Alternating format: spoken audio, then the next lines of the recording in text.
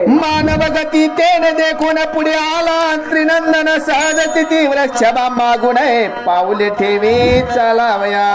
सहजगत्या बैल एका बाजून चालले दत्तात्रय पुढून येऊ लागले आणि हे त्या बैलाच्या पाठीमागे रेवणनाथ चालतो. तो सर्व मागील वृक्षभ पूर्ण शरीरे शरीरे मिरविले शैल्यपण तया आड नात रेवन पालतनो चालतसे. पाठीमागे सर्वात मोठा बैल होता आणि त्या बैलाच्या आड बाजूला हा रेवणनाथ चालतोय. तो वृषभ मागे येता दत्त वृषभ बुजून पुढे पडत मागे अंतरला रेवणनाथ तयावरी दत्त आढळला. दत्ताने पाहून जी काय सर्व बैल भुजून पळाले.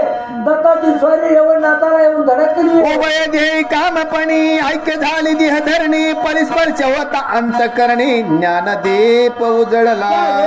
नुसता स्पर्श झाल्याबरोबर याच्या अंतकरणाच्या ठिकाणी ज्ञान प्रगट झालं. विमोडपणी कुरुषी कर्माता ज्ञान सर्व परिवर्तत सदा बैसोनी अरण्यात अबुद्धपणे वर्ततसे. अबुद्ध असा येडे असतात. परिदत्तात्रयाचा स्पर्श होता पूर्वजन्मात झाले देखता चित्ती म्हणे मी महिवरी असताय कवन स्थिती पावलो. रेवणनाथाला पाठीमागे जन्माचं स्मरण झालं. मी कोण आणि इथं काय काम करीत आहे मी पूर्वीचा नारायण प्रकाम परम प्राथमिक चमस नारायण ऐशा सोनिया कृषी कर्म येते करीत बैसलो.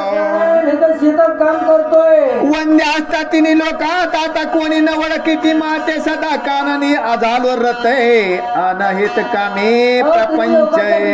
अजून इथं शेतात काम करतोय. आयुष्य दिहे झाली आणि अन मग प्रारब्ध धरून राहे मौन परी धडपड बैसता त्रिनंदन कोण तू कैसा पुसतसे. पण ज्यावेळेस दोघांची गरज झाली त्यावेळेस दत्तात्रयाने विचारलं अरे कोण तू आई सदा पुसता दत्त करिता झाला प्रणिपात म्हणे महाराजा या ध्यात अंशासे तुझा रेवणनाथाने सांगितलं महाराज तुमचा अंश माझ्यात आहे. तुमचे देही त्रिदेव अंश परी सत्वगुणी जो महापुरुष तो मी येते प्रपंच ध्यास परम कष्टे कष्टलो. देवाचा अवतार आहे पण त्याच्यातला जो सत्व गुणाचा तुमचा अवतार आहे तो असणारा मी आहे. तरी आता शमोदयाशी उदित करा जी महापुरुष सनात करून या ध्यास महिला गे मिरवारे. महाराज कृपा करा आणि माझ्या ध्याला अनाथ सनात करा.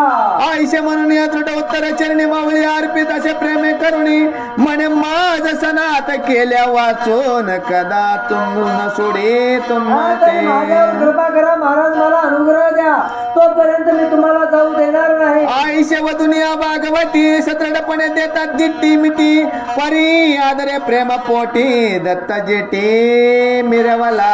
इंग्रजी काय असणारे हाताने बोलू लागले पण अंतकरणाच्या ठिकाणी आदर आहे श्रद्धा भाव आहे. तयाचा पाहून या भक्ती आधार सदृढपणे निश्चय पर मग कमंडल ठेवणी महेवर मौळी कर स्थापित असे. त्याचा आदर श्रद्धा पाहून कमंडलू खाली ठेवलं आणि त्याच्या मस्तकावर वरदास्त ठेवला. भाडा खाली घालून हात उठविला रेवणनाथ मनात म्हणे हसनात पुरीचा शेकी. त्याच्या हाताखाली मानेला हात घातला वर उठवलं आणि म्हणले तू पूर्वीचा सनात आहे. हा नवा माझी असे एक नाथपंथी अवतार द्वंद्विक चमस नारायण प्रताप अर्क महेवरी विराजला.